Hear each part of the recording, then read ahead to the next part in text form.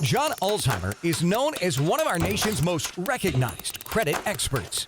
Having worked for 28 years in the credit industry, John has become one of the most prolific speakers about credit and the go-to authority on answers to credit-related questions. Credit Countdown with John Ulzheimer. Hey there, this is John Ulzheimer. I am a consumer credit expert.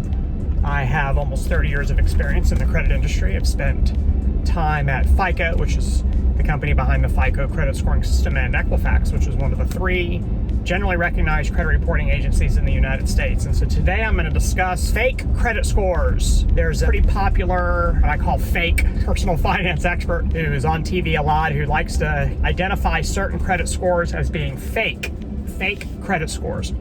And so I'm going to discuss today what makes for a real credit score and why there is no such thing as a fake credit score. So in order for a credit score, and credit scores obviously are the 3-digit summary of the information on your credit reports, and the most commonly used credit scores in the US are FICO credit scores and Vantage Score credit scores, and collectively over 20 billion of those two scores are calculated every single year. So that's like, 3 times the population of the Earth, if that gives you kind of an idea or some context as to just how common your credit scores are calculated and used.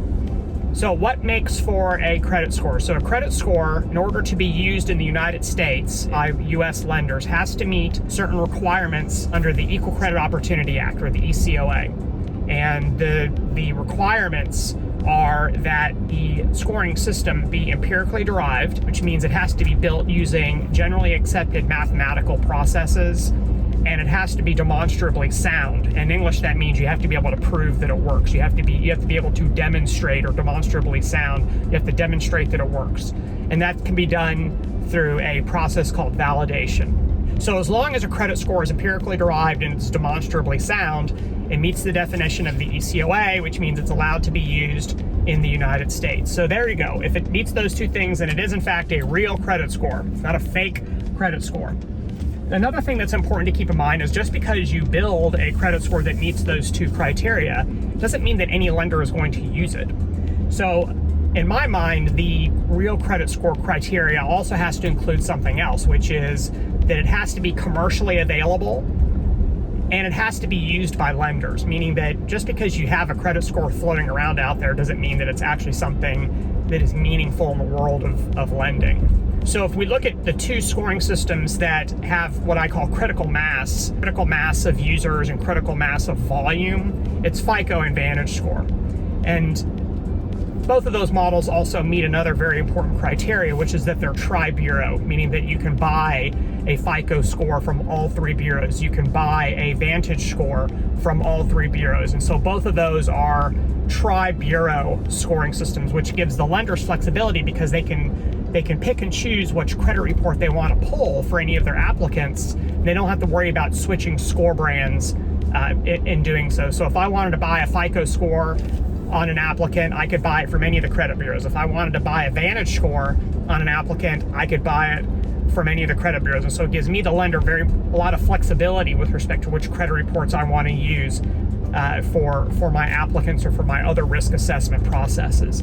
And so in my mind, if you have a model that is ECOA compliant, empirically derived, demonstrably sound, available from all three of the credit bureaus, is commercially available and is used by lenders, I don't think any reasonable person would say, if it meets all that 5 criteria, it's a fake credit score.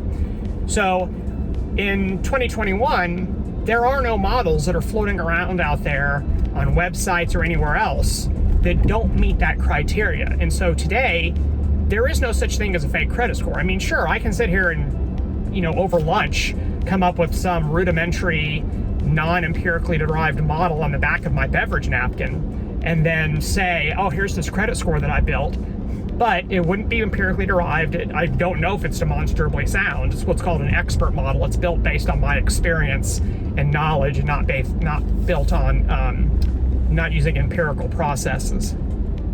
No one uses it. No one's ever heard of it. It's not available from any of the credit bureaus. It's not commercially available. Has no users, and therefore you could call that a fake credit score because it basically fails almost every single part of the scoring criteria.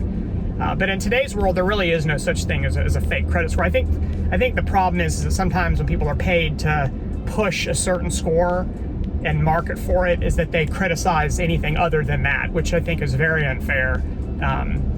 In my mind, there is enough business to go around that you don't have to build up your model by degrading or insulting another model. There are two generally recognized and commonly used scoring systems in this country, and they both have billions and billions of scores being filtered through their scoring systems every year. So if you find a fake score, drop it in the comment section below. I'd love to see it.